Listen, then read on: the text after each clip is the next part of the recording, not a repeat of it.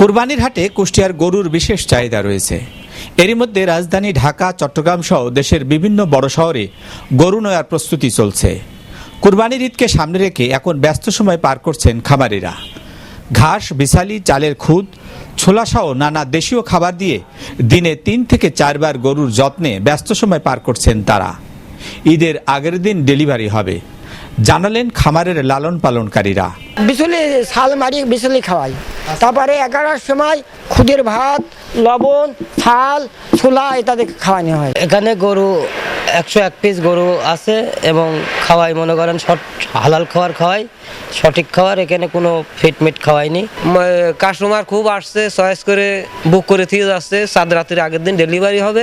আমাদের দেশীয় গরু সব থেকে বড় যে ব্যাপারটা, এবং এই গরুগুলো আসলে চয়েসফুল গরু।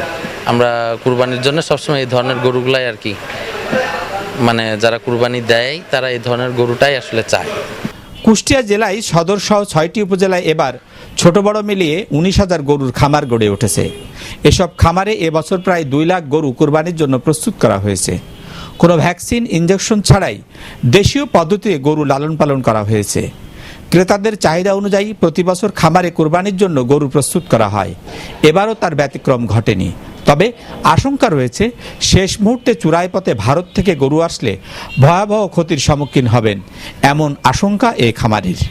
আমরা বিগত 5 বছর এই গোল্ডেন ডেইরি ফার্ম পরিচালনা করতেছি সম্পূর্ণ দেশীয় পদ্ধতিতে এবং সম্পূর্ণ দেশি গরু।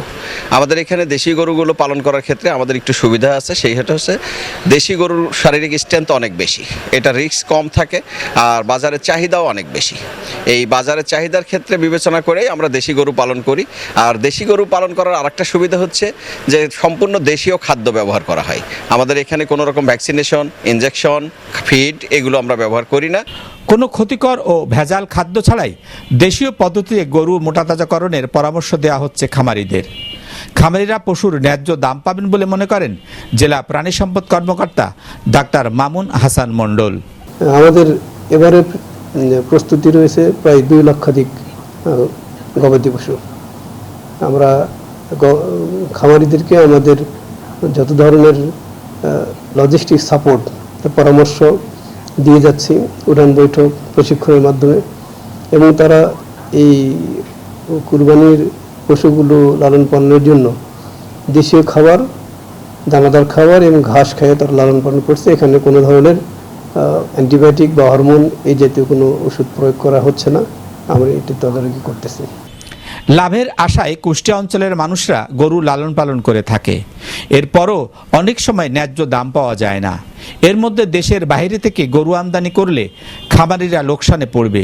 সেই সাথে চূড়ায় পথে যেন দেশে গরু ঢুকতে না পারে, সেদিকেও সরকারের কঠোর নজরদারির দাবি সচেতন মহলের। নূর আলম দুলাল, সিটিসি নিউজ, কুষ্টিয়া।